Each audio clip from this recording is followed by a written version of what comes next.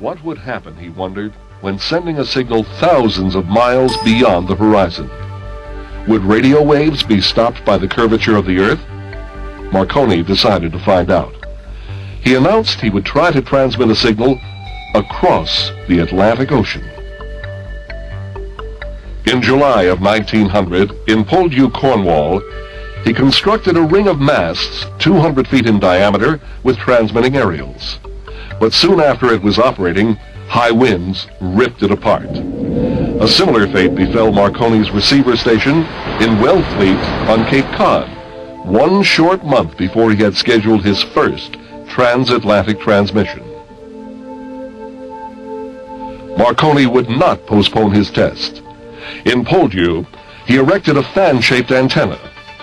On the North American side, he found a hilltop plateau on Signal Hill overlooking St. John's Port in Newfoundland.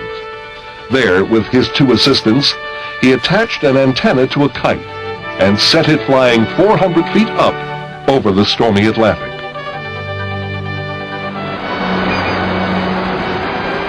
On the morning of December 12, 1901, Marconi took turns with his assistants listening on the earphone for signals from Cornwall.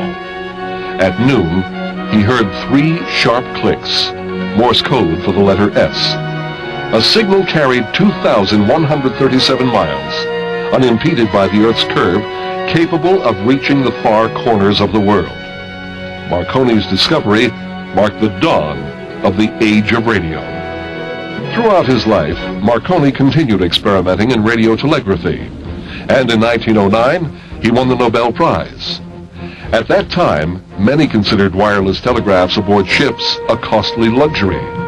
But all that changed in 1912, when the Titanic sank in less than 3 hours. It was the SOS wireless message that brought a rescue ship to save over 700 passengers. In later years, Marconi's interest turned to transmitting the voice by radio, and in 1920, he began a regular news broadcast in Britain. 2LO Marconi House, London, calling. 2LO Marconi House, London, calling. Hundreds of programs soon filled the airwaves, and the world's love affair with radio was born. Just 20 years after that historic day, when Marconi received the first transatlantic radio signal.